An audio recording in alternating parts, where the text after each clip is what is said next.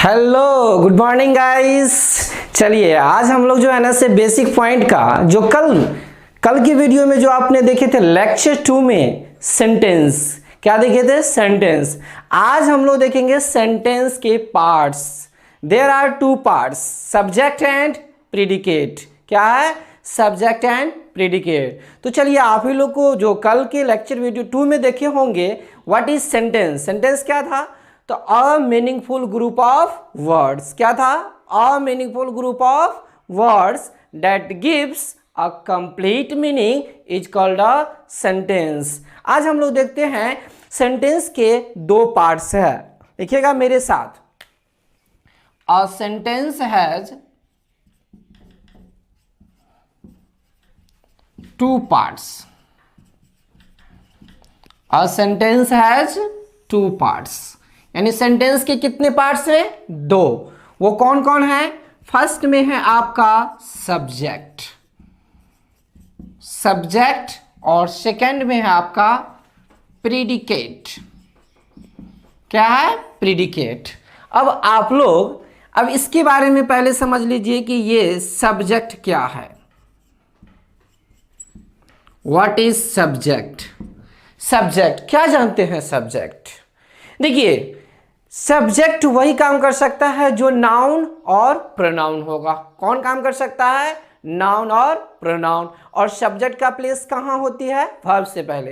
यानी किसी भी सेंटेंस का जो फॉर्मेशन होता है SVO, यानी वर्ब से जो ठीक पहले होती है वो सब्जेक्ट, और वर्ब की जो ठीक बाद होती है वो क्या है? ऑब्जेक्ट। क्या है?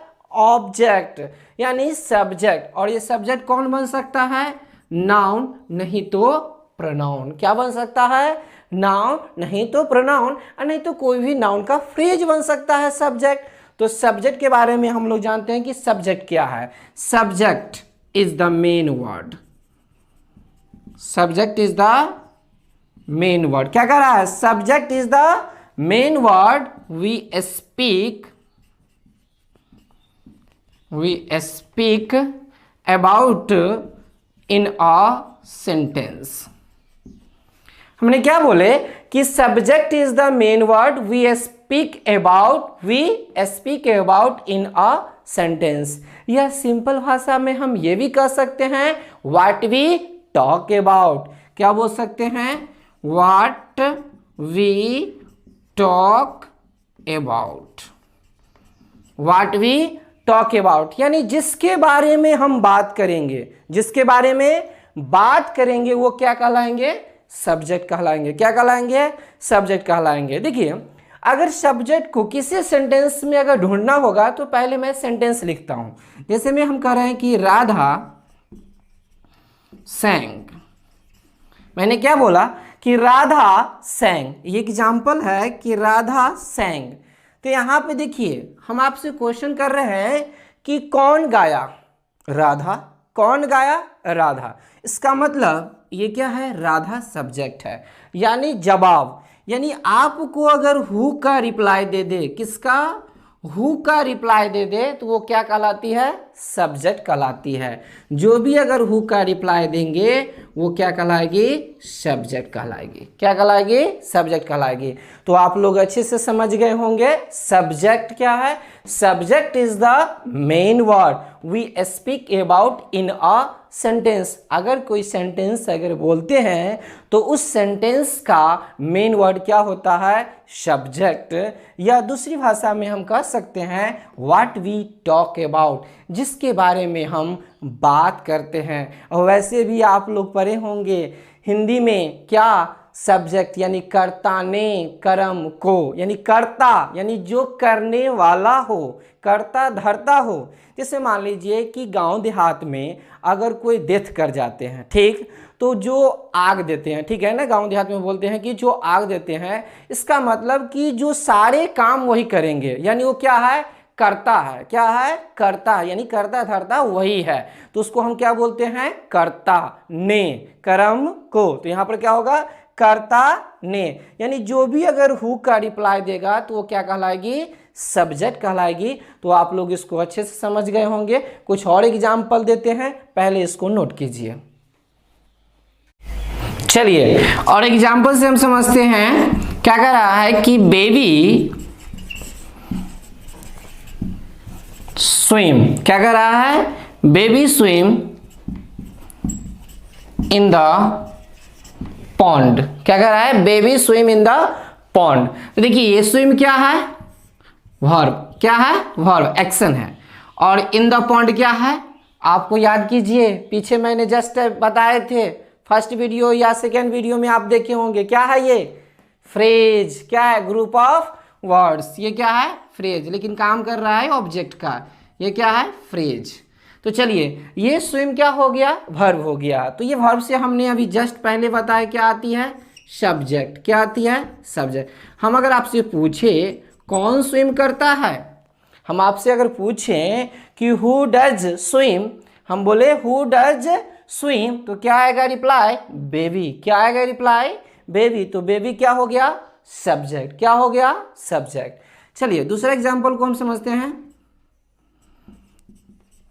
मदर कुक्स फूड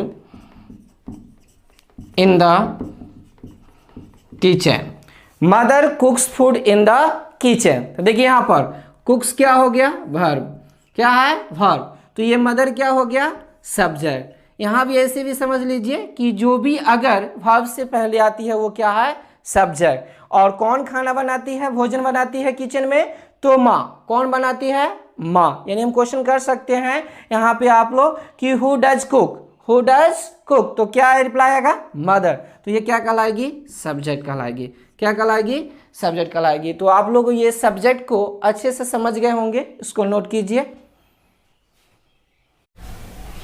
चलिए अब हम लोग प्रीडिकेट के बारे में समझते हैं कि प्रीडिकेट क्या है।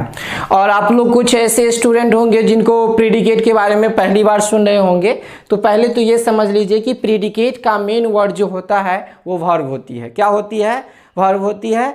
तो प्रीडिकेट को अब समझते हैं। Predicate is what, predicate is what we speak about the subject. इसका मतलब क्या कर रहा है कि प्रीडिकेट क्या है, तो प्रीडिकेट वो है जो सब्जेक्ट के बारे में बताती है। प्रीडिकेट क्या है, जो सब्जेक्ट के बारे में बताती है, about the subject. It says, क्या कहती है, it says what the subject does in a sentence, कि उस सेंटेंस में क्या करता है और क्या नहीं करता है, वो कौन बताती है, प्रीडिकेट। यानी सब्जेक्ट के बारे में बताने वाले को ही तो प्रीडिकेट कहते हैं। किसके बारे में, सब्जेक्ट के बारे में। सिंपल भाषा में अगर आपको इतना लंबी डिफिनीशन नहीं याद आती है तो छोड़ दीजिए, इतना समझ लीजिए what is told about the subject, यानी जो भी सब्जेक्ट के बारे में कुछ कहा या कहा जाए वो क्या कहलाती है, प्रीडिकेट कहलाती है। क्या कहलाती है, प्रीडिकेट कहलाती है। अब समझिए इसको एग्जाम्पल से, जैसे में देखिएगा बॉय प्ले, क्या है, boys play in the field, in the field. तो यहां पर देखिए बॉयज के बारे में अभी जस्ट पढ़े हैं, क्या है, सब्जेक्ट है, क्या है, सब्जेक्ट है। अब प्ले इन द फील्ड ये क्या हो गया, प्रीडिकेट, क्या हो गया, प्रीडिकेट। अब हम ये अभी जस्ट थोड़ा देर बाद बताएंगे कि प्रीडिकेट में भी सिंगल प्रीडिकेट होते हैं और कंपाउंड प्रीडिकेट भी होते हैं। उसके बाद देखिए यहां पे एक और लिख लेते हैं एग्जाम्पल को, fish swim in the river, fish swim in the river. तो देखिए फिश क्या हो गया, सब्जेक्ट, करता है यानी करने वाला है, और स्विम इन द रिवर क्या हो गया, प्रीडिकेट हो गया, प्रीडिकेट हो गया। देखिए जहां भी बात कर रहे हैं सब्जेक्ट के बारे में जो भी कुछ अगर बताए तो वो क्या कहलाती है, प्रीडिकेट कहलाती है। Boys play in the field, कौन खेलता है, तो बॉयज लड़के खेलते हैं, कहाँ खेलते हैं, फील्ड में खेलते हैं, ठीक है ना। उसके बाद देखिए fish swim in the river, यानी फिश जो है ना से स्विम करते हैं, तैरते हैं, कहाँ, रिवर में, कौन, फिश। इसका मतलब कि सब्जेक्ट के बारे में बता रहा है तो वो क्या है, प्रीडिकेट। चलिए इसको समझते हैं प्रीडिकेट को। यू एंड आई, क्या है, यू एंड आई सेंग। अब यहां पे देखिए कि यू क्या है, सब्जेक्ट है, क्या है, सब्जेक्ट है, और ये भी क्या है, सब्जेक्ट है, यानी सब्जेक्ट फर्स्ट है और ये सब्जेक्ट क्या है, टू है। यानी यहाँ पे दो दो सब्जेक्ट है, यानी करने वाला यानी हु का रिप्लायर दो दो है, एक है यू और एक है आई। तो ये दोनों सब्जेक्ट मिलके क्या कहलाएगी? Compound subject. क्या कहलाएगी? Compound subject.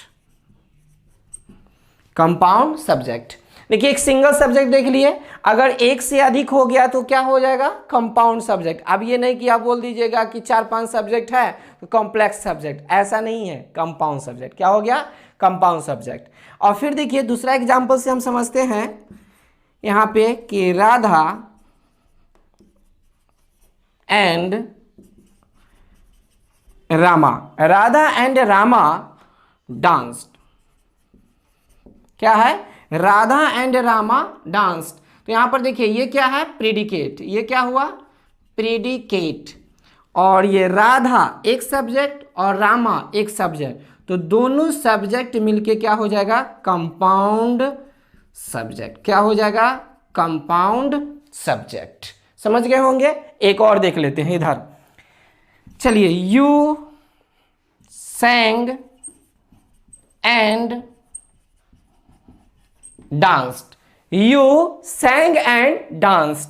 तो यहां पर जो हम देख रहे हैं you क्या है? सब्जेक्ट। क्या है? सब्जेक्ट। अब यहां पे देखिए sang भी क्या है? प्रीडिकेट। और danced भी क्या है? प्रीडिकेट। यानी ये भी प्रीडिकेट और ये भी प्रीडिकेट, तो दोनों मिलके कौन सा प्रीडिकेट कहलाएगी? आप लोग बताइए कौन सा? कौन सा? कंपाउंड। कौन सा? Compound predicate. Compound predicate. Compound predicate. तो आप लोग अच्छे से समझ गए होंगे कंपाउंड सब्जेक्ट और कंपाउंड प्रीडिकेट। अब हम लोग जो है ना से नेक्स्ट में जानते हैं कि डूअर क्या। चलिए प्रीडिकेट समझने के बाद आप लोग को डूअर के बारे में समझाते हैं कि व्हाट इज डूअर। डूअर क्या है? तो चलिए देखते हैं और डूअर को, कि डूअर इज अ नाउन और अ प्रोनाउन